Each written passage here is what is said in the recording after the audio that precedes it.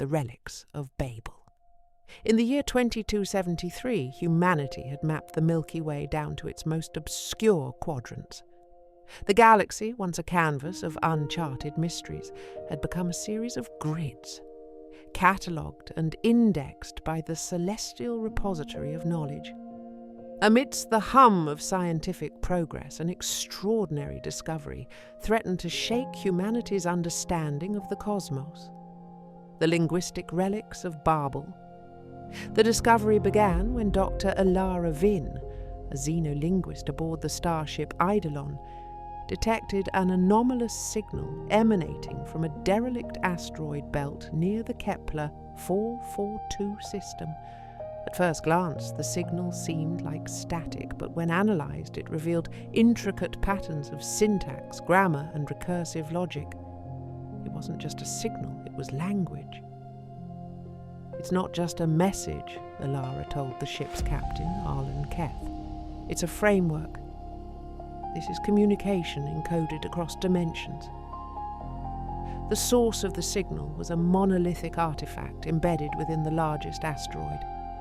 The artifact pulsed with faint iridescent light and was etched with glyphs that defied known linguistic systems. It was as though the monolith spoke to the eyes, the ears, and even the mind, conveying meaning without direct translation. The artifact was brought aboard the Eidolon for study. Ilara and her team quickly realized that the glyphs shifted in appearance based on the observer's native language, cultural background, and even emotional state. To a linguist from Earth, the glyphs resembled fragments of ancient Sumerian. To a Martian-born scientist, they appeared as abstract geometric forms. Weeks of analysis revealed an even greater revelation. The monolith's glyphs matched fragments of over 200 extinct Earth languages. The patterns aligned with Proto-Indo-European roots, Aboriginal Dreamtime songs, and even lost Mayan dialects. How could this cosmic artifact, billions of light years from Earth, encode the linguistic heritage of a single planet? The theory of Babel Ilara hypothesized that the monolith was a relic of a primordial civilization, one that predated humanity and possibly even the formation of Earth. This civilization, dubbed the Babel Builders, appeared to have catalogued and encoded the languages of countless species across the galaxy, weaving them into an evolving cosmic tapestry. Her research revealed another astonishing property of the artifact. When two individuals interacted with it simultaneously, the glyphs converged, creating a hybrid language that both could understand instinctively. It was a universal translator, but far more profound. The monolith didn't just translate words, it harmonized entire thought patterns, enabling true mutual understanding. News of the artifact spread rapidly, and the galaxy's major factions scrambled to claim it. The Interstellar Concordium, the Technocratic Union, and the Jorek Collective each had their own agenda. To some, the monolith was a tool for diplomacy. To others, it was a weapon. The fractured tongue. As tensions rose, Ilara's team uncovered a darker truth. The monolith's purpose wasn't simply to unite, it was to preserve. Its glyphs were relics of languages that had ceased to exist. Each fragment represented a species, culture, or civilization that had vanished, leaving only linguistic echoes behind.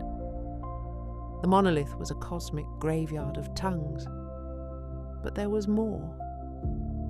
Deep within the artifact's structure, Ilara discovered evidence of a self-replicating algorithm. The monolith was one of many, a network of artifacts scattered across the galaxy. These relics weren't just passive recorders. They actively sought out dying languages, encoding them before they disappeared entirely. One chilling question lingered: why?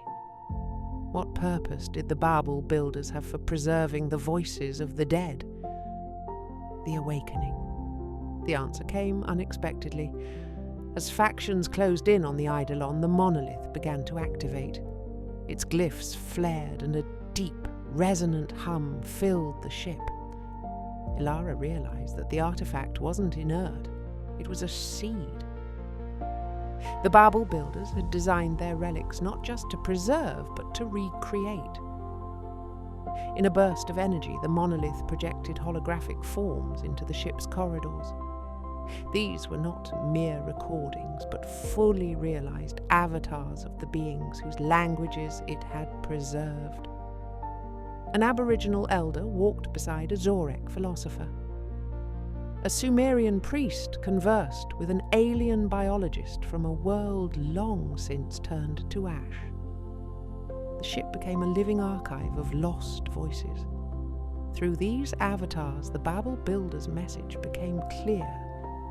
Their civilization had fallen to an ancient cataclysm, one that obliterated not only life but the essence of communication.